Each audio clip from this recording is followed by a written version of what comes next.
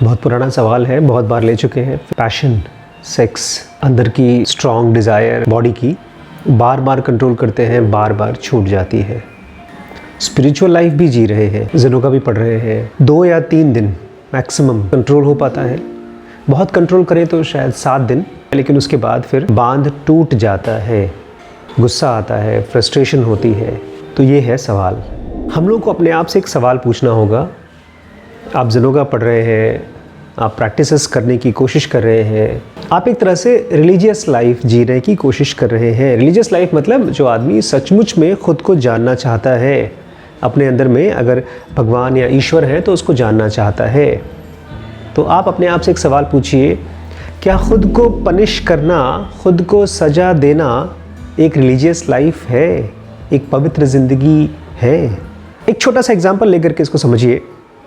मान लीजिए एक औरत है, वो अपने बच्चे को पालना चाहती है, बड़ा करना चाहती है, सक्षम बनाना चाहती है, और वो बच्चा पढ़ नहीं रहा है और उसकी माँ उसको मारती है, पनिश करती है। तो क्या उस बच्चे के मन में उस पढ़ाई के प्रति क्यूरियोसिटी डेवलप होगी? क्योंकि फ़िलहाल आप हैं वो बच्चा जो क्यूरियस होना चाहता है लाइफ के प्रति, स्पिरिचुअलिटी के प्रति, मेडिटेशन के प्रति, और आप ही वो माँ है जो उस बच्चे को सज़ा दे रहा है, सेक्स रोक करके, कंट्रोल करके, पनिश करके, या गिल्टी फील करके, या करा करके। और दूसरा सवाल ये है कि अगर आप अपने आप को थोड़ा सा भी समझदार मानते हैं तो उस समझदारी का लक्षण क्या है? क्या बॉडी का मॉर्टिफिकेशन, बॉडी को टॉर्चर करना कोई समझदारी है? और अगर किसी रियलिटी में पहुंचना चाहते हैं, किसी गॉड जैसा महसूस करना चाहते हैं जो अपने आप में सत्य, चित्त और आनंद तीनों है, क्या है? सत्य है, चित्त है, मतलब सब कुछ जानने वाला है, और आनंद है, तो क्या उसको शरीर के टॉर्चर से जान सकते हैं? ये सवाल अपने आप से पूछेंगे तो बहुत मुश्किल नहीं है। और एक और बहुत इंपॉर्टेंट सवाल है, चेस्टिटी, जिसको आप ब्रह्मचर्य कहते हैं, जिसमें आप सेक्सुअलिटी के प्रति रुझान ख़त्म हो चुका होता है, क्या वो किसी तरह का डिनायल है? डिनायल समझते हैं? डिनायल मतलब होता है अपने आप को भूखा रखना। आदमी जब किसी चीज़ में बहुत गहरे से डूब जाता है तो सब भूल जाता है। लेकिन क्या उल्टा करें, हम अपने आप को भोजन से दूर रखें तो क्या उपवास कर सकते हैं? उपवास मतलब उसके नज़दीक, अपने प्रियतम के नज़दीक। ये प्रैक्टिस बहुत उल्टी थी।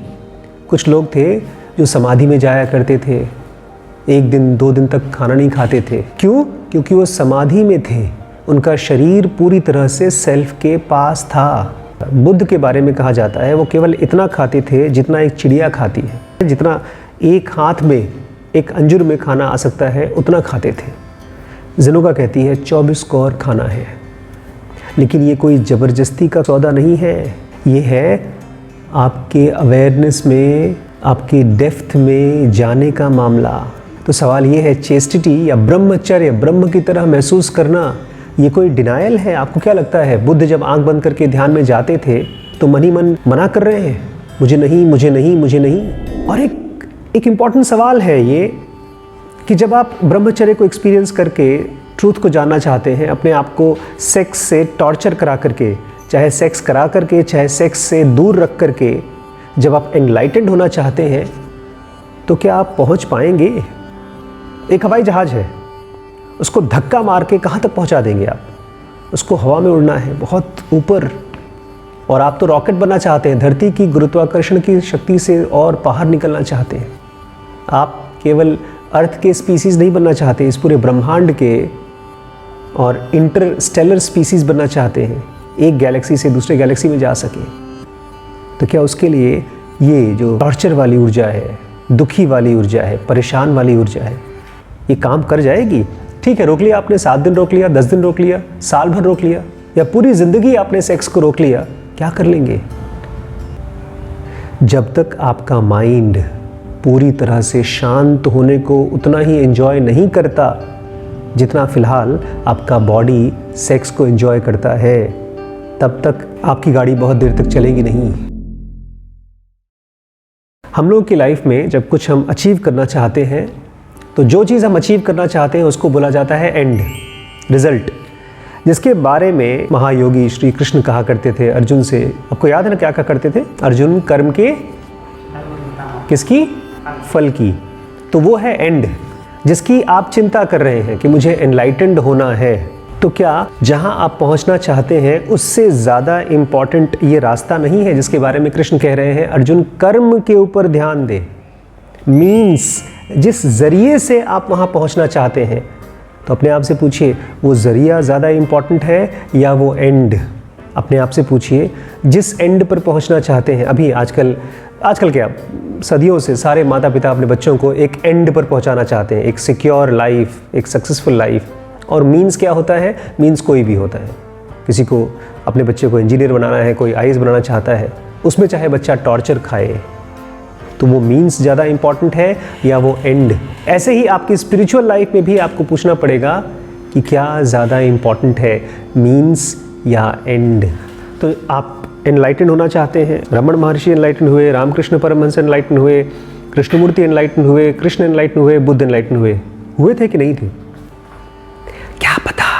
सही बता रहे हैं, क्या पता सारी झूठी कहानियां हो, लोगों को पैसा चाहिए रहा हो, नाम चाहिए रहा हो, इसलिए झूठ मूठ का फेमस कर दिया हो। तो कुल कहने का मतलब ये है कि एंड जिसको आपने इमेजिन किया है वो पता नहीं है कि नहीं, लेकिन फिलहाल क्या है आपका मीन्स, आपका जरिया। आप सेक्स कर रहे हो या नहीं कर रहे हो, वो तो अभी है फिलहाल। खाना उठा के खा रहे हो या अपने आप को पेट को टॉर्चर कर रहे हो, वो तो अभी का अभी है। इसलिए क्या इंपॉर्टेंट है, एंड इसका पता नहीं या मीन्स जो अभी है?